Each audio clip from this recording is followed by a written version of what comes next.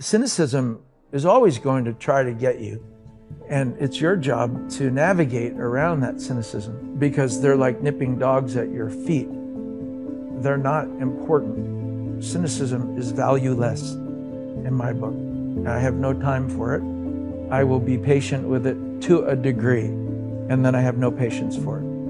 Some parent that doesn't want their kid to play the violin, okay, and they're antagonistic, you've got to be an accountant. You've got to be an accountant. You go, okay, Dad, I love you, but if I become an accountant, I'm becoming what you want me to be, and I have a good chance of having a not so happy life.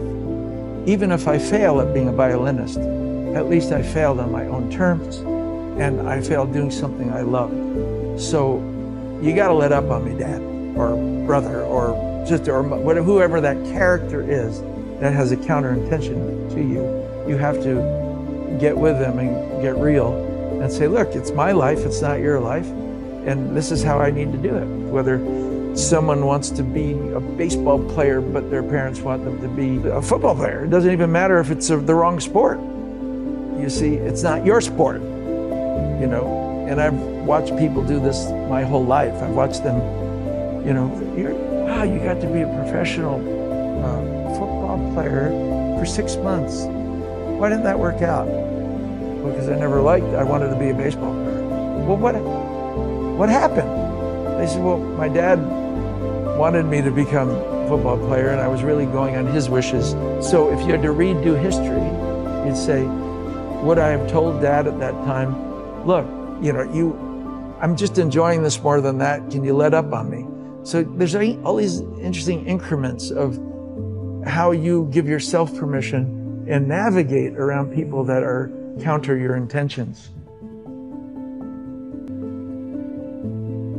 My parents would sit there, he had a cigar, my mother would have a cigarette, a glass of wine, and they would watch me for 3 hours, lip sync records and improvise and imitate people and whatever.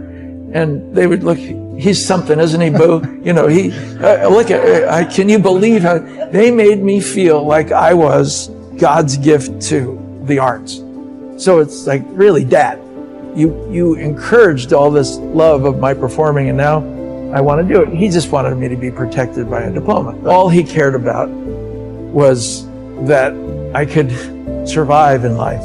And he wasn't sure without a diploma that I could. And I was saying, in my mind, I'm not a scholar. So therefore, I'm going to do luggage handling at LaGuardia, or I'm going to become what I do best, act, sing, and dance. So Dad, I'm 16, I'm chomping at the bit. Let me out of the stable. He was more, he's 6 kids, working class. He wanted to make sure I was going to be okay. So his was much more pragmatic. Mine was much more, no, I want to put my bets on my abilities. If you always do good work from your standards, whether you're in a project that fails or succeeds, you can live with that. But if you're doing things on other people's criteria or standards and you fail, you feel terrible. There's nothing worse than failing on somebody else's idea. Fail on your idea. It hurts so much less. Suddenly you can go away with pride that it was a job well done, and you maybe made a difference in a lot of people's lives. Were you valuable to someone?